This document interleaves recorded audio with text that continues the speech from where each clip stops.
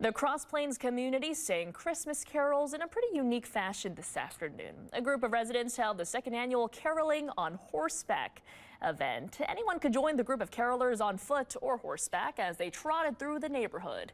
Organizer Tracy Lynch says the goal is simply to spread joy ahead of the holiday season.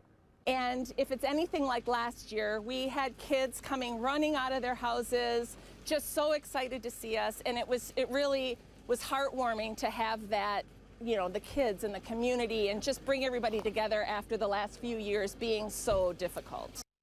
She says as long as the village allows them to continue on, she does not see the gathering stopping anytime soon.